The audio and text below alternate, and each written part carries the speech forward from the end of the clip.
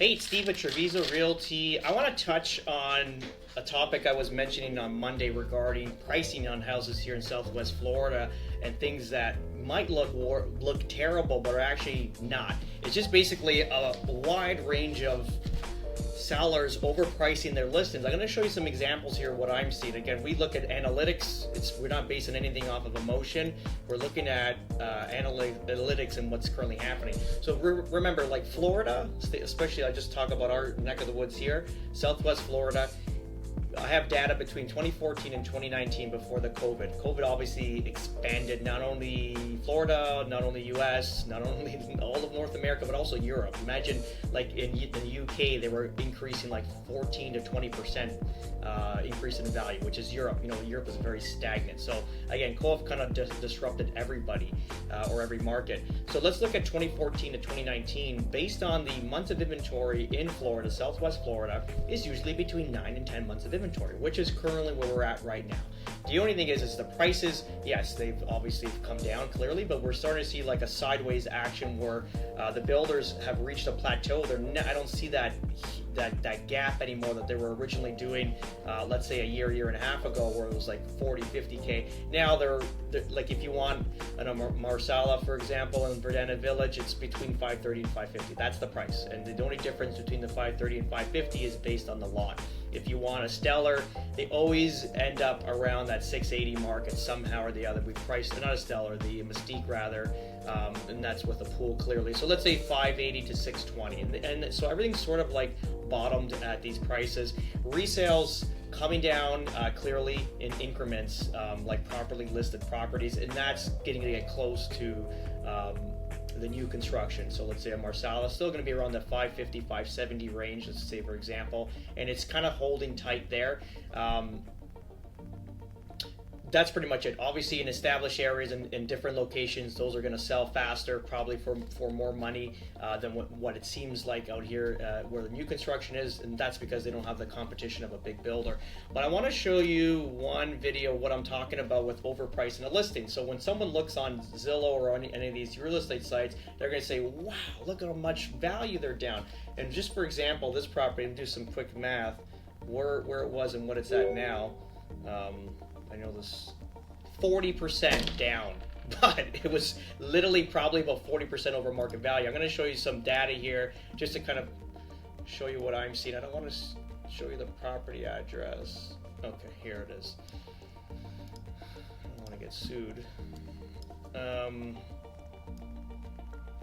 you can follow these realtors. I guess it's not as incognito as I like. But if you kind of look at this property here, originally listed in August of 24, so it's almost a year on the market, but $950,000. So remember, we're building houses in this community as well, and we're looking at these prices, and where are they catching $950 from? Have I gone insane? Have I not reading the market right? Is there something happening? And no, you go back to your basics. You always look at what a buyer is willing to pay for a home, and that's what actually sold.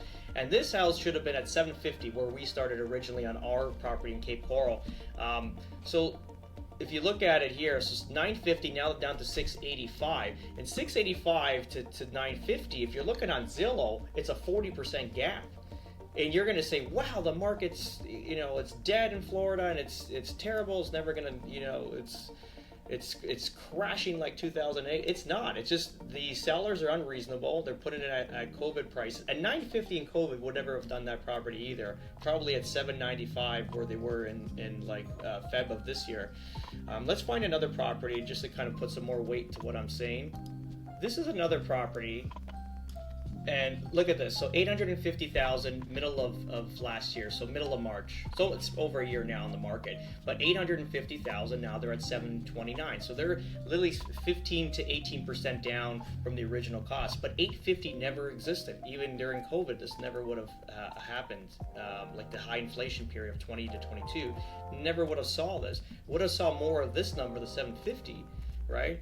And then let's just say you kind of do a gap. So this property will sell more than likely low 7s, high 6s. That's the market for it. Let's find another. Here's another property as well. I don't want to bore you. I can go all day like this. But look at this. So $990,000. So almost $1 million in May 22, May 22nd of last year. So this is going on a year, literally, we're May 1st today. So now after a year, they only adjusted price 100 grand. So so they're down about 12% since the height. And you know that there's no way, based on the other two properties I showed you, that this is anywhere near where this property needs to be. This is probably going to be, because a little bit nicer, maybe a 750, 770 range, but that's the market. So this property, instead of 990 rather last year, should have been listed at 790, left some room for a little gap for negotiations, and then done the deal. So this is what we're seeing. And I just want to, clear the record up, because I see listen, there's a lot of clickbait on Instagram and YouTube. I get clients that forward me doom and gloom. There's one guy he's always literally walking through a subdivision and saying, "Oh, everything is empty. There's nobody here." I don't know where he is. I don't see that at all.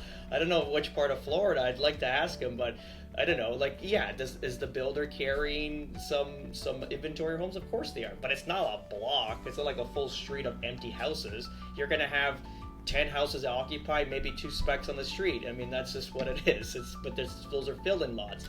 It's not like they built a whole community and didn't stick anybody in these houses. They're being a lot more smarter and strategic during this period. So I don't know which part of Florida that's at, but it's not in our part. And I that's why I do my weekly updates, just to kind of educate buyers and sellers coming into Southwest Florida, based on how I'm looking at it. Because if it's bad, I'm going to tell you if it's bad, but it's not. And if you look at how much pre-con and new-con is on the market, like pre-construction, new construction, that's on MLS, it's very low. Like, for example, Esteros, I think it was like 35 properties out of 997 listings. So it's literally less than 5% of the current market that has new construction available to purchase. Is the one market that took a real big shit, to be honest, is going to be the condo markets. 3, 4, 5-story condos, even the 2-story, the smaller ones. Those got terribly hit. And just remember, a lot of that inventory being packed up is the ones that are in the flood zone. So the ones in the flood zone are basically on the market, can't get them sold, so it's building up inventory. Why? Because insurance is insane.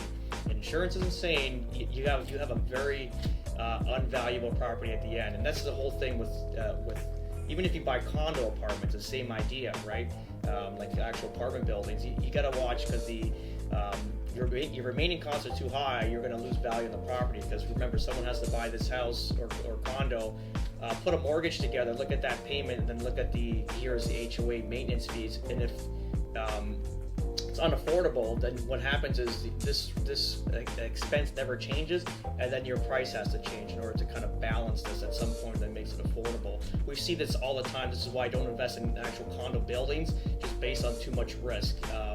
And that could be in HOA communities as well. As if you have, I know there's some issues, I don't want to talk too much about the community, but there's one that's a very high profile community that has an issue with a seawall, and that's going to be a direct cost to all the residents in the community based on a faulty seawall that's in, and that could be a big issue. This is why when you get down here, talk to somebody that's actually on the ground, boots on the ground, that's selling in the community, that knows the community, and then obviously gives you a protection layer of what you're buying and what you're going to be holding, and obviously for future value.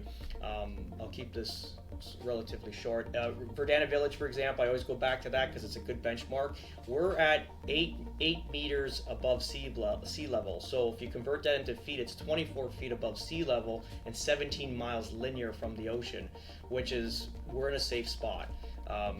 That's it. So that's where you want to have it. Our insurance is quite low. We don't need flood insurance, and that's a rarity, obviously, in Florida, that you don't need flood insurance. You're basically in a great spot, great community, great. Those community lakes don't only look beautiful, they're also for water distribution through the community, so nothing floods. So there's a lot of engineering behind it. That's it. That's just a 10-minute video on just the current market here in Florida. If you have any questions, you can direct message me if you want to have a further conversation, something that you're looking at. Let me know. We'd be happy to help you out, me and my team, to kind of push you on through the next boundaries. Just one more thing before we get off here. Remember one thing about the Florida market. If you're following the new administration, you're following all the cabinets. They had a cabinet meeting yesterday, the 100 days of Trump's administration. It's 2 hours, it's boring as hell, split it up into segments, but you want to learn what every cabinet minister is doing, what they're all doing for the country. because that's going to give you a big picture of the country itself. Obviously, there's a lot of noise in the left-wing media, which is insane. Like, the whole point is to have a better life, better future for your kids. And if you listen to all the cabinet members around the round table, it's basically an improvement to the actual country itself. And what the improvement does is it enriches the country, enriches the people. Again, I'll get to why this is important for Southwest Florida, is that there is, if you're paying attention, there's between $7 and $9 trillion of new investment into the United States of America and it's not even some bullshit companies. These are big companies. And it's all the important stuff. It's tech, it's manufacturing. These are sticky jobs that are going to be stuck in the country. If you kind of look at what that's going to do for Southwest Florida, is basically they're going to put more money in the general public's pocket. Why? Because of the new investment, the new job opportunity. And where are they going to travel to in the winter? Southwest Florida, especially the Midwest. My best buddies are all from the Midwest and the Northeast. So ultimately, they're going to have more money in their pockets, more money to spend. And where are they going to go in the winter? They're going to come here to Southwest Florida. So the future is looking as bright as today here in Southwest Florida. Have a great day.